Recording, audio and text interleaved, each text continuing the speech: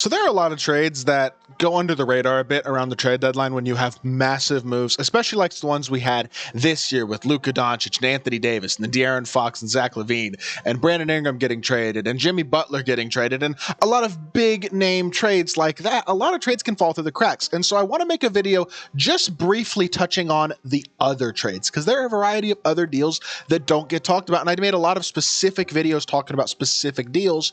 But in this video, we're going to talk about like 10 and just talk about a bunch of different deals in a very short interval. So not going to waste some time. We're going to hop right into it. This is going to be a pretty quick discussion on each of these deals. But the first deal we're going to start with is the Clippers trading PJ Tucker to the Jazz. This was basically a salary dump.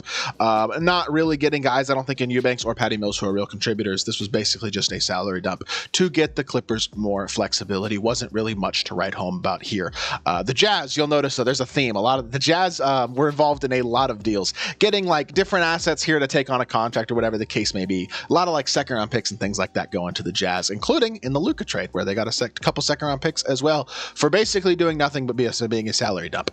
Moving on, we talked about the De'Aaron Fox draft. The Hornets swapped picks with the Thunder. This, I'm not even going to really touch on that one. Who cares? I did a video on Caleb Martin and Quentin Grimes, so y'all can go watch that one. Daniel Theis and a second round pick from the Pelicans gave the Pelicans basically a salary cap dump so that they had more cap flexibility at the deadline, and then Daniel Theis wound up being cut by the Thunder, so the Thunder basically just took on a second round pick to take on the Theis contract and then waived him because they didn't need him.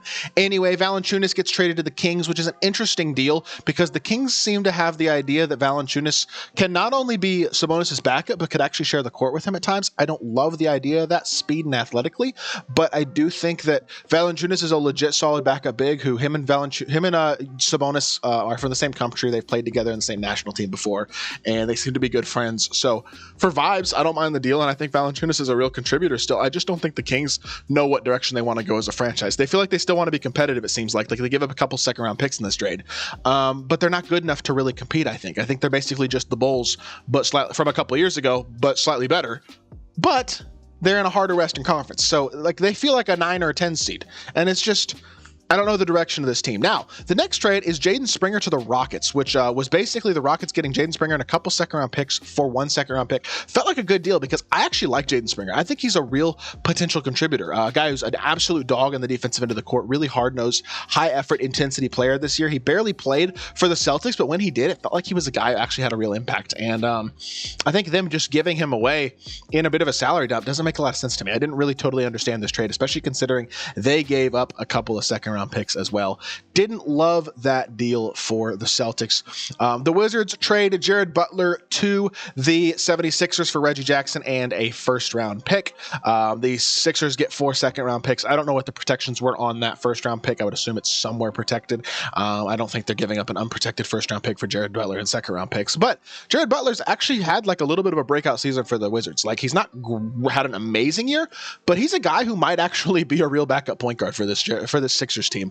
Because Kyle Lowry is extremely washed. Jared McCain's out for the season, and Reggie Jackson was not working out. So I kind of like Jared Butler as just another option. He's been pretty good for the Wizards and might be a contributor on the Sixers. I did not mind this deal for them, although giving up a pick, even if protected, it doesn't make a ton of sense to me. Cody Zeller gets dealt to the Rockets. This is a straight-up cash dump for the Hawks.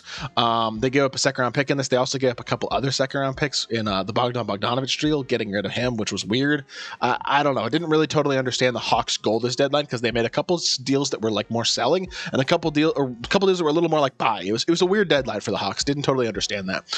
James Wiseman gets dealt to the Raptors. He's out for the season, but could be a useful big for the Raptors sometime in the future. And the Raptors didn't have to give up much at all, just a second round pick for James Wiseman. So I don't despise that deal for the Raptors, but the question is, number one, will Wiseman ever be healthy? And if he is, can he ever really reach his potential? Was starting to show promise, I feel like, last season a bit, and then tore his Achilles in the first game of the season this year, which was really, really tough. KJ Martin gets traded to the Pistons, eventually ended up with the Jazz. And they got a couple of second round picks as well for KJ Martin. This is again a flexibility deal for the Sixers.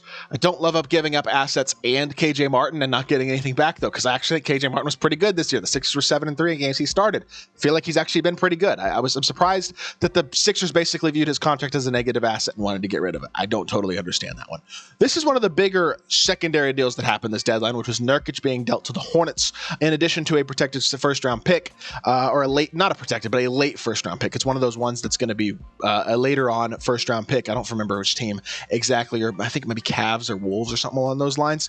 But the Suns get Cody Martin, who's an actual rotation player for them, Vasilij Micic, who's probably not, and then a 2026 second, basically to dump the albatross of a contract that was Nurkic. They traded a late first-round pick and get back an actual rotation player and a second-round pick. So all things considered, Nurkic was not a good fit for the Suns. Trading for him in the first place was a terrible idea and really worked out poorly for them. But at least they managed to recoup a little bit of value there, and they had to give up a first-round pick additionally as well. But Cody Martin might be a real rotation player for them, so it could be useful. The Pistons wound up getting Dennis Schroeder in the Jimmy Butler trade.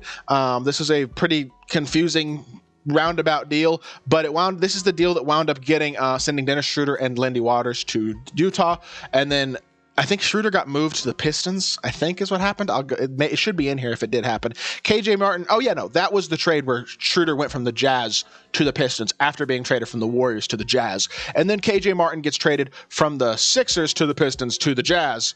And I actually think the Jazz might hold on to KJ Martin. He's a guy who I would expect them to really be interested in. Like, he's a legitimate contributor, and they swap second-round picks as well. Dennis Schroeder is a solid backup point guard for the Pistons. I like that for them. And I think, honestly, the Jazz had no use for Dennis Schroeder. They're probably only going to make them a little bit better, and they don't need to be better. But KJ Martin could be an actual future rotation piece. Like I said, I actually kind of like him.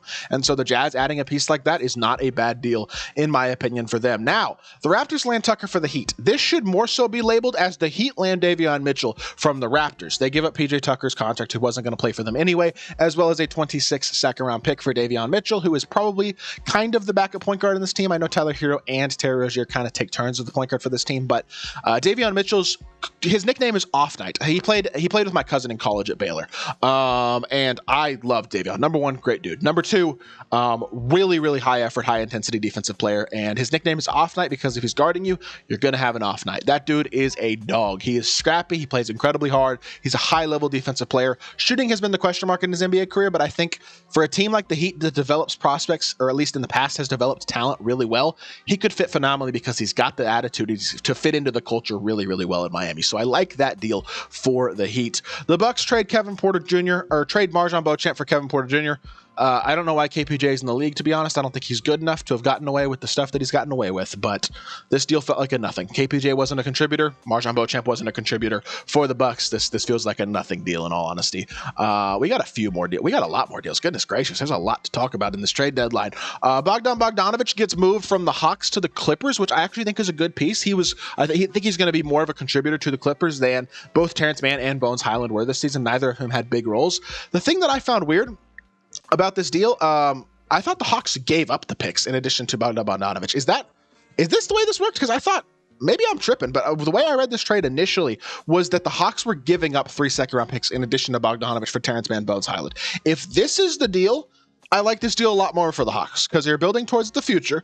And I mean, Bones Highland might be a contributor. Terrence Mann might be a contributor in the future. Now, they're not trying to win games this season, but there is still the possibility those guys are useful. Like, Terrence Mann scored 39 points in a playoff game a couple of years ago. Bones Highland's one of the shiftiest guards in the league. Like, those guys could wind up being legitimate contributors, and they get a couple second-round picks as well. I actually like this deal as a trade for the Hawks to build towards the future and get worse in the present, which is probably for the best for them. I did a video on the Kuzma, Chris Middleton deal, so I'm not going to talk about that one. I got a video on it. Did a video on Mark Williams going to the Lakers. Again, go watch that video if you're interested in my thoughts. And same thing for DeAndre Hunter to the Cavs. This was the absolutely massive Jimmy Butler trade, which I also did a video on, although I only really touched on the Warriors and Heat aspect. The Jazz wind up getting KJ Martin eventually, and this is a whole very confusing trade. The Raptors got PJ Tucker from the Jazz after he went to the Heat. confusing trade. None of this stuff really is all that important, though, besides obviously the Warriors and Heat sides, which I already, again, made videos on. The Raptors trade for Brandon Ingram, already made a video on that one as well. And then the Wizards trade for Marcus Smart from the Grizzlies in a salary dump for the Grizzlies, who get back Marvin Bagley and Johnny Davis, who obviously is not going to play, as well as 2 second-round picks. They did have to give up a first-round pick, though, which is interesting that Marcus Smart is now a negative asset. The fact that they actually had to give up assets, and they gave up Jake LaRavia too to the Kings, who's actually, I think, a decent role player. They had to give up assets to get rid of Marcus Smart.